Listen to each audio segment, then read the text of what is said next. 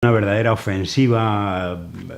Los distintos departamentos del gobierno de Estados Unidos, los senadores y senadoras de ultraderecha de Miami, las organizaciones que tributan a la política del bloqueo de Estados Unidos contra Cuba, las organizaciones que reciben dinero de la USAID, de la NED, de todas las tuberías, digamos, de las subvenciones para generar eso que llaman un cambio de régimen en Cuba, están en plena ofensiva para tratar de aprovechar esta situación, esta coyuntura tan durísima económica, de desabastecimiento de alimentos, de carestía de precios. Ahora ya se implementan las medidas de aumento en el precio de los combustibles, una medida que indudablemente es la consecuencia de todo lo demás.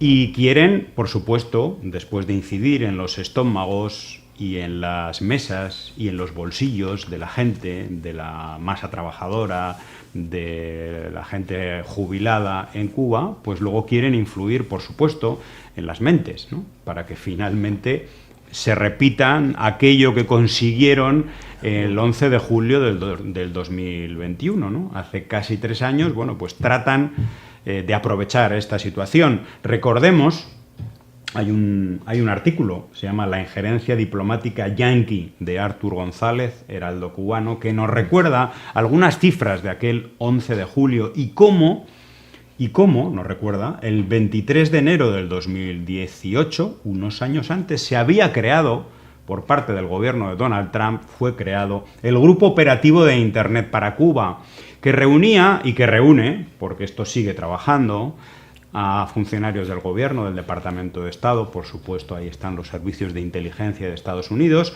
y organizaciones subvencionadas por el propio gobierno, es decir, son una especie de puertas giratorias de la política y de los departamentos oficiales de Estados Unidos, como Freedom House, y otras organizaciones paraestatales, en el fondo, ¿no? Se presentan como ONGs, pero realmente son el propio gobierno de Estados Unidos, la USAID, etc. Bueno, pues nos recuerda cómo France Press, esta agencia que no es cubana, allí, por el 11 de julio del 2021, recuerdan aquella etiqueta de SOS Cuba, ¿no?, que se generó. Era el pico de la pandemia, había un pico de personas que habían fallecido, que no era ni por asomo siquiera lo que ocurría en Estados Unidos o en Perú o en Brasil, donde había cifras de muertes 4 veces o 10 veces mayores, pero en Cuba se aprovechó la situación para generar esta etiqueta en redes sociales SOS Cuba, y el 11 de julio se generaron 1,5 millones de tweets con esta etiqueta. Julián Macías Tobar, nos recuerda Artur González, Julián Macías es un investigador sobre el tema de las redes sociales y la manipulación, sobre todo por parte de la ultraderecha de las redes sociales. Reveló entonces que se publicaron 1.300 tweets con una automatización de 5 retweets por segundo.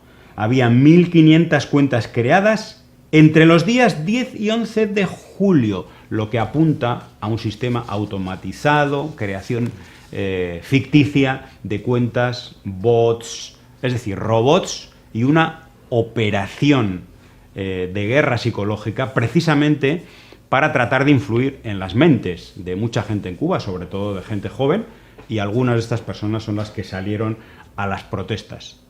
Bueno, pues hoy, Lázaro, quieren repetir esa situación porque siguen empeñados desde el gobierno de Estados Unidos en crear la situación económica para luego aprovecharse de ella.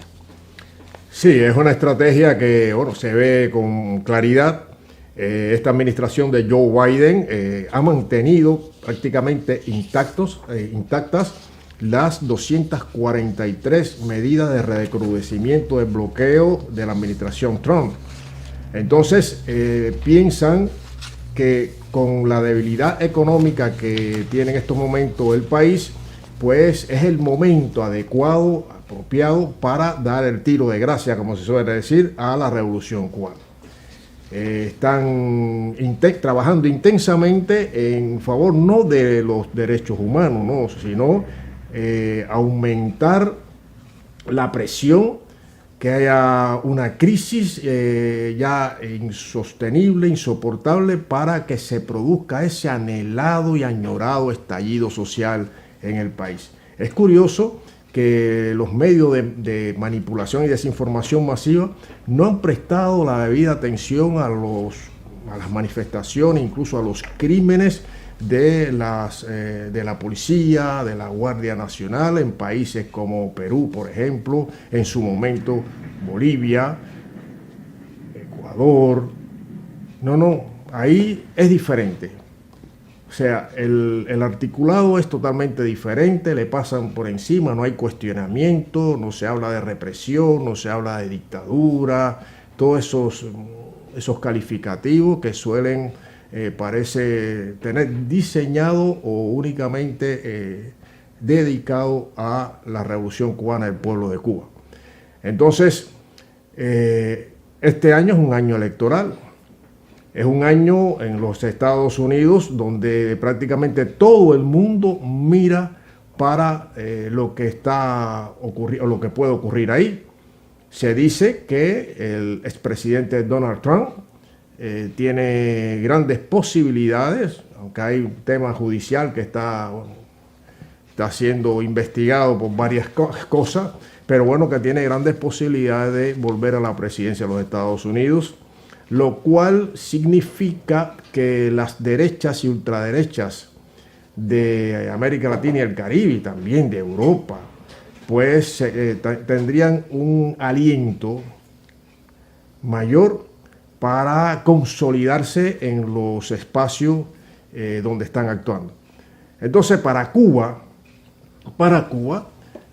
se complejiza el momento, es más complejo, y ahí es donde el pueblo cubano, con su heroísmo, su firmeza patriótica y revolucionaria, pues constituye un muro para evitar que el imperialismo de los Estados Unidos pues logre sus propósitos criminales.